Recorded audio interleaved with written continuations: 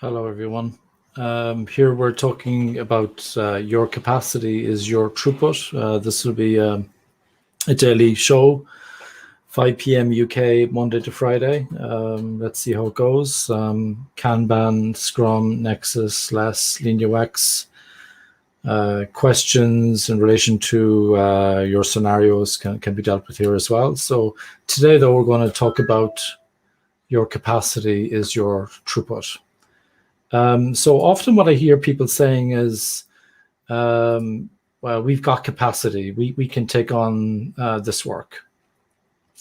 And I often wonder when people say that, because really it feels a bit subjective to me. How do you know actually that you've got capacity? How does your team know that it's got capacity to take on extra work? It's a feeling that people have.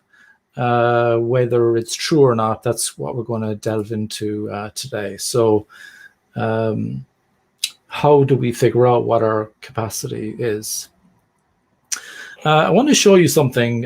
Today we're kind of going to have a bit of a Kanban theme, and just show you a simple little diagram, simple little Kanban board, if you like. There's one or two things missing. It's not quite a Kanban board yet. You've got a backlog there, a list of all the things that need to be done, and there's different work item types coming through here. You don't have to use work item types. I find, though, that teams who work in non-software find them quite useful. Backlog is kind of like the list of things that we need to get done, and there's some kind of policy here where they have a kind of a start or replenishment policy, some criteria to decide, when is the right time and maybe what items you might bring in if you decide to bring items into your first in progress column. In this case, there are 3 in progress columns: in progress 1, in progress 2, in progress 3. You can see there's some kind of WIP limits there, work in progress limits, 4 for in progress 1, 3 for in progress 2, 2 for in progress 3. Just because you have a limit doesn't mean that you have to have fill the board up to that limit. So I'm actually comfortable enough. I'm not too worried about in progress 1 being under its limit. The limit is a limit. It's the maximum. It's the ceiling. There's one item on this board as well that's blocked. It's got a little X on it, and there's a done column here at the end as well. And what we like to do in Kanban is we like to measure a few things. And one of the things we like to measure is how long do things take. So you could say, for example, from here to here is a cycle time for in progress 2.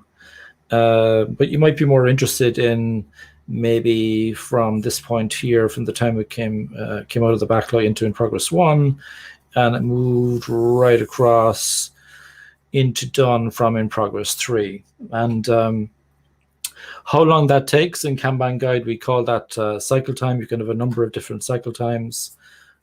Flow time would be another expression that people use as well. Don't really mind what expression people use, but as long as you're clear in the team, how long does it take? What's the started point and what's the finished point, which is the border between those columns there. The next measure that we look at is how many items do we have in progress. So we count the number of items in progress, the number of progress items at the time, the number of items between the started point and the finished point.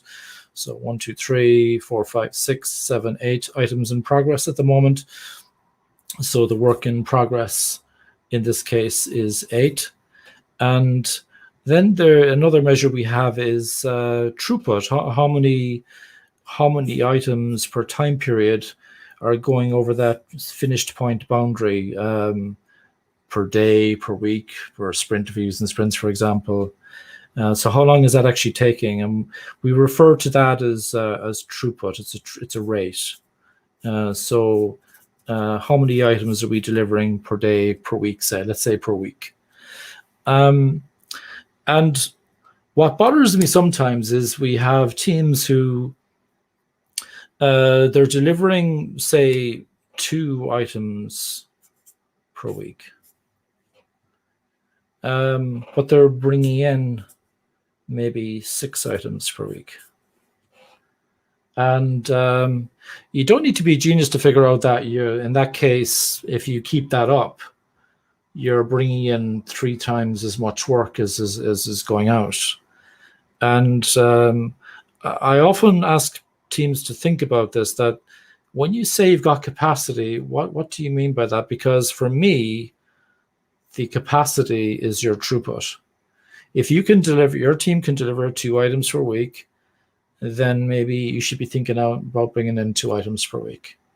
In this particular case, we do have a basket of different types of work, and there's a bit of a mix in there.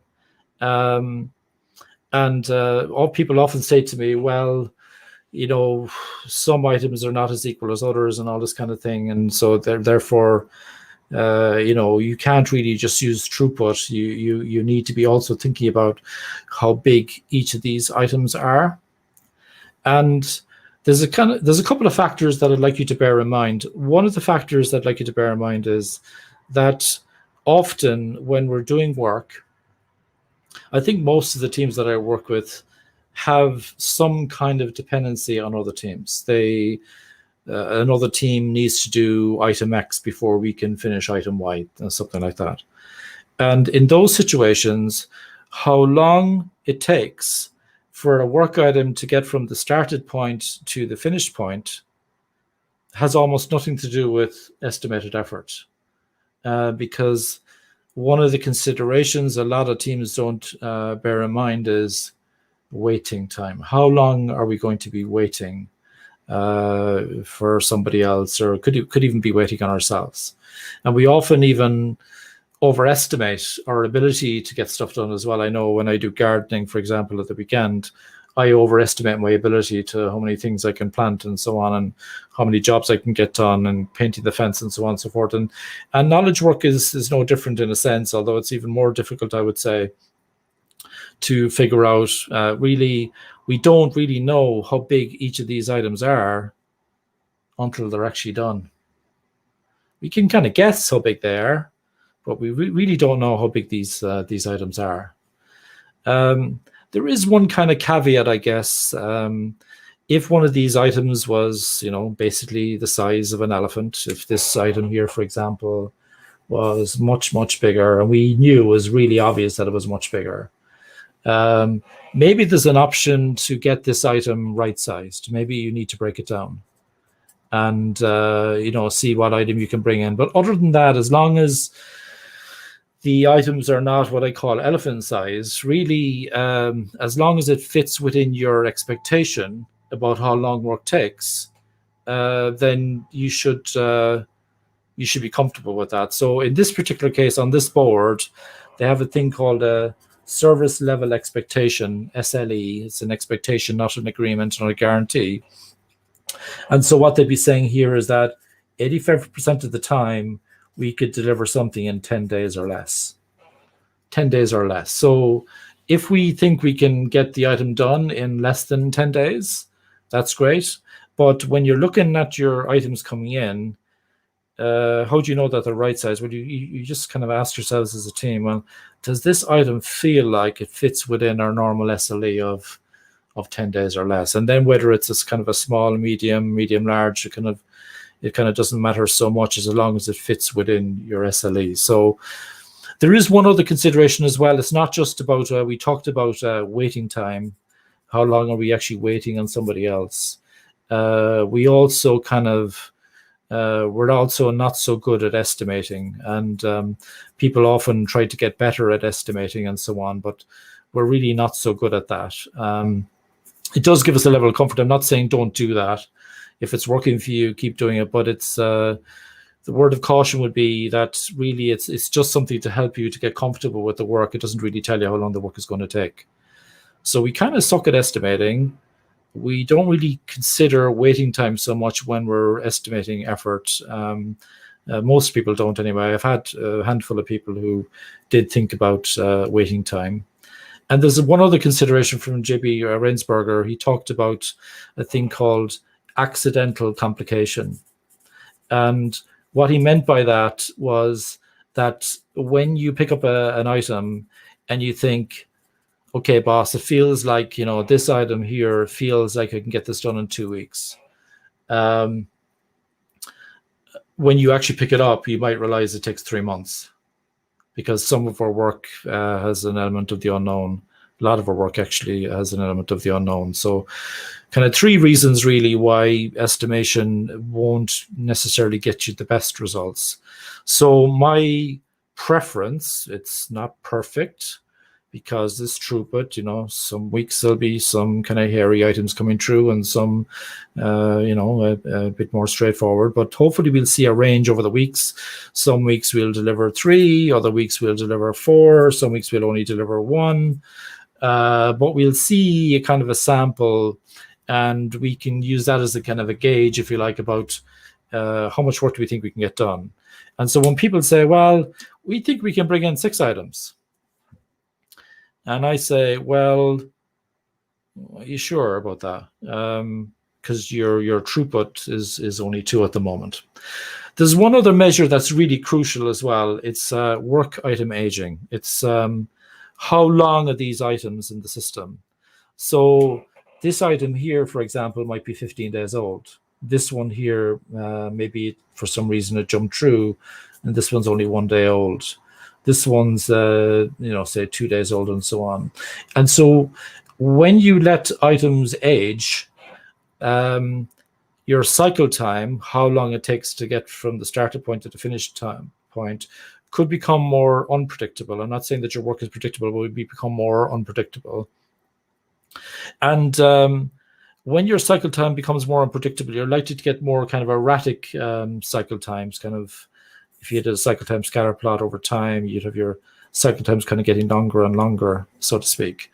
And you don't need to be a genius to figure out that if your cycle times keep getting longer, then eventually, how much stuff you're delivering will eventually start coming down. And that's something we really need to be careful about. So there's a double whammy here, because number one, a team saying they can bring in 6 items when they've got a throughput of 2 might not be taking into account that there's already some work in the system that's actually getting quite old. And by bringing in those 6 items, not only are we already challenged, but we might even be putting at risk the work that's already in the system. And so my preference, when teams, Scrum teams, for example, are doing refinement or backlog refinement, and when Kanban teams are doing maybe right sizing, and they're doing a little bit of look ahead about what's going on, and they're trying to set expectations, my preference in the very short term would be throughput. But beyond the current week, really, or if you're using sprints, maybe beyond the current sprint, even with the current sprint, I would prefer you to use a thing called Monte Carlo probabilistic forecasting, which we'll cover on another session. Not everyone's a fan of that, but what I like about it is it takes the samples of your throughput, and it looks at how many items might be coming in your backlog, and based on how much stuff you got going through the system and how long things are taking, it runs some samples, and you can get, in a similar way where you might be able to say from the data that 85% of the time, if one item starts, it'll be done in 10 days or less. Using Monte Carlo, you might be able to figure out that, we can deliver 20 items in 40 days or less, something like that. So Monte Carlo would be my preference in terms of forecasting. But today, the topic I wanted to address was capacity.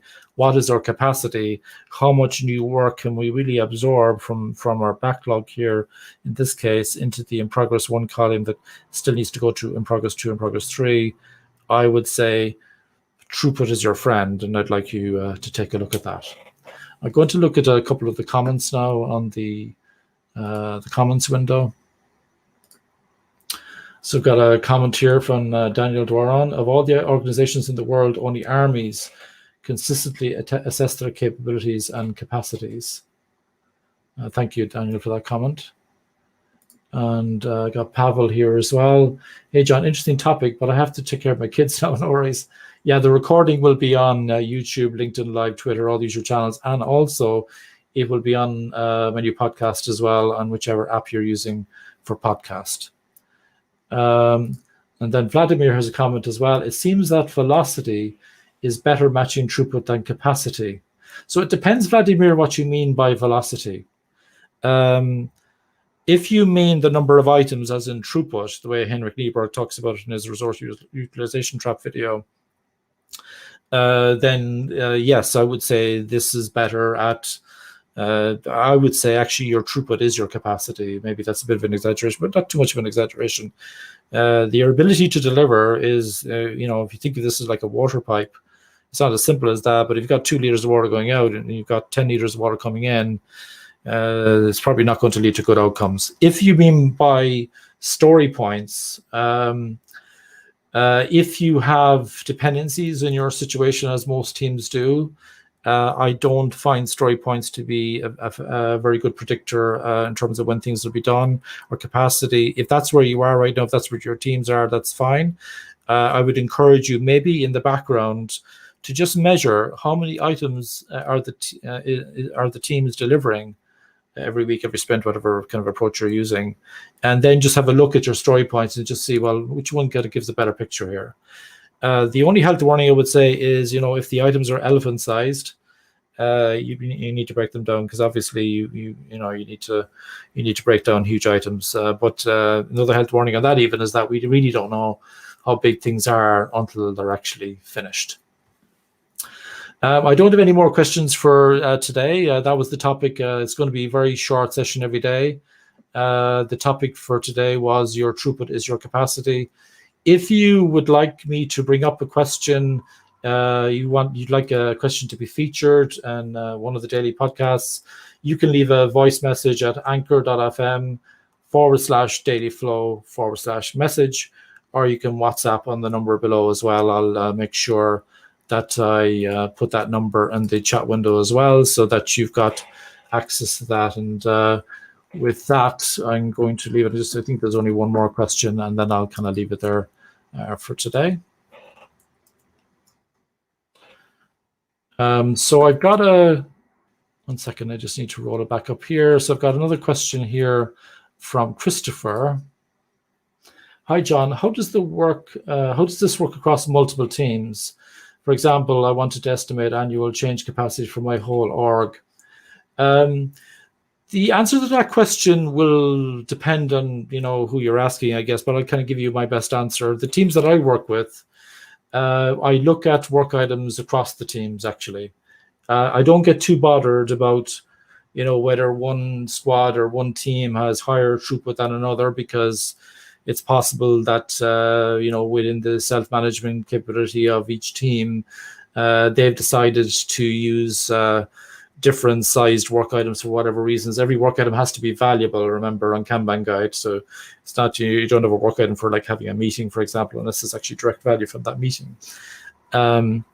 So I would say I would aggregate it, quite honestly, and I find that across multiple teams, I can look at the analytics for each team. I can look at a team of teams. I can look at portfolio. I can look at cross-functional using this approach. Not everybody is a fan of roll-up. You have to be careful with roll-up. Life is much more complicated than that, but I find that it is possible to look at it across teams. So in a case where there's 4 teams, there's a throughput of 11 items per week. When they're doing their refinement session once a week, say, I'd be hoping to be thinking about bringing in 10 or 11 items and not bringing in 20 items. If that makes sense, Christopher, let me know if that answers your question. Matthew, what's your best technique, if ever, on how to right size?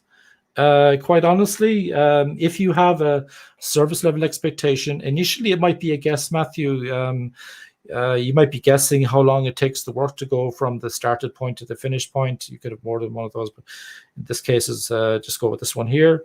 If you think it takes 10 days or less, you just have an intuitive feel in the team about, does this item feel like we can do it in 10 days or less? And it's not as binary as that, but it almost is. It's like if it doesn't feel like it fits, it probably doesn't. So you need to break it down. So quite simply, honestly, that's what I do. I tend not to get into t-shirt sizing and so on. I hope that answers your question, Matthew. And I don't see any other questions, but I'll just give it another 30 seconds or so to see if anybody's any other questions. It's going to be a very short session every day. If you've got any further questions that you'd like to get addressed in subsequent days, please leave a message on anchor.fm/dailyflow/message, or you can WhatsApp me on the link on the number that I've just sent out on the various channels. Thank you very much, and have a lovely rest of your day. Over now. Thank you.